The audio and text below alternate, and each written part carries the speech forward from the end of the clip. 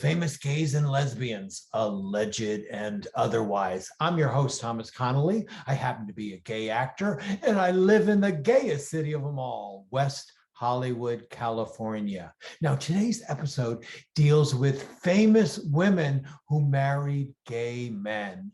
Now, this is an interesting yet complex situation. Why do you think this happens? Do they really know that these men are not gay? Are they fooling themselves? Is a sexual hardcore relationship not important to them? Well, who knows why they wind up marrying them? But here are some smart, talented, beautiful women who wound up marrying gay men. And first on the list is Carrie Fisher. Now, in full disclosure, I love Carrie Fisher. Now, she may have inadvertently outed John Travolta by saying, I thought everybody knew that he was gay. But when it came to her own husband, she said she was blindsided and thoroughly surprised that he turned out to be gay.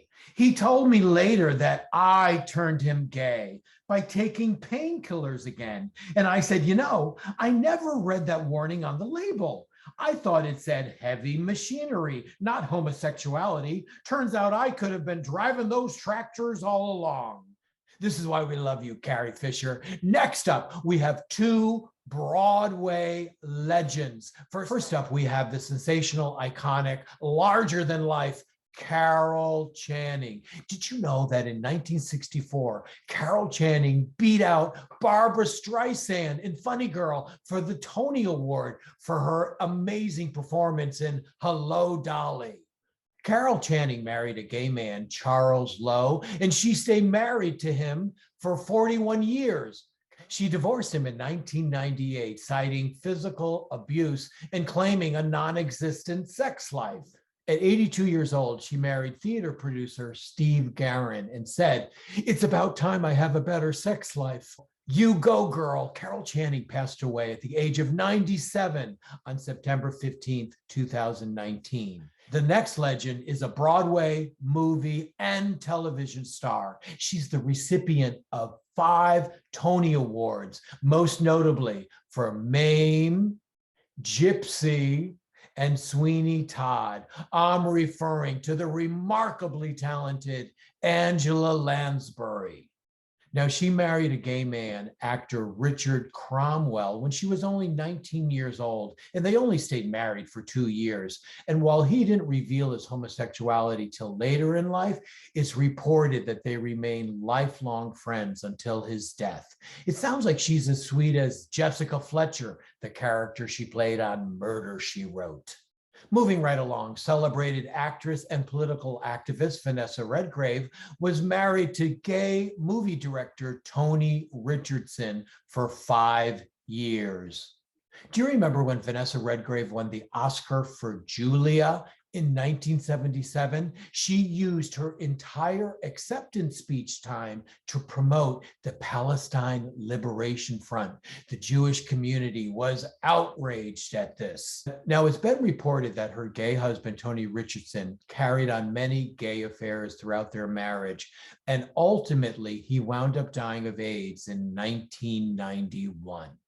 Next on our list is another member of film royalty, Elsa Lanchester. Now, she was an Oscar-nominated actress who starred as Bride of Frankenstein, and she was married to one of the acting greats of all time, Mr. Charles Laughton. Now, he played everything from Captain Bligh to the Hunchback of Notre Dame to King Henry VIII.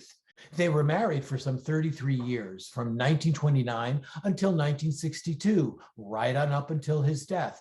And Elsa Lanchester says in her autobiography, rather nonchalantly, that the reason they didn't have kids was because he was gay. Alrighty then, moving on. Actress Barry Berenson was married to gay actor Anthony Perkins for 20 years. You might recognize him from his role in Psycho. Now, I know I'm digressing here, but Barry Berenson's sister, Marissa Berenson, is one of the most beautiful actresses of all time, in my opinion. If you don't believe me, check out Stanley Kubrick's Barry Lyndon. She's really stunning in it. Back to her sister Barry Berenson's marriage to Anthony Perkins. Now, reportedly, Anthony really struggled with his homosexuality and saw a psychiatrist for years in hopes of a cure. Now, after Anthony Perkins' death, Tab Hunter, movie heartthrob from the 1960s, released his great autobiography, Tab Hunter Confidential. And in it, he describes a volatile, passionate relationship with Anthony Perkins. And according to Tab Hunter, Anthony Perkins was more in love with him than vice versa. And Anthony Perkins took their breakup really hard. Tab Hunter turned his book into this great documentary. You should check that out too. However, according to all reports, Anthony Perkins really wanted his marriage to Barry Berenson to work. He was totally committed to it, and she stayed with him right up until his death on September 12th, 1992. Well, that's about it for this episode. This is Thomas Connolly for Famous Gays and Lesbians, Alleged and Otherwise. Hey, if you like what you see, could you please like and subscribe? That would really help sustain our show. Until next time, bye-bye.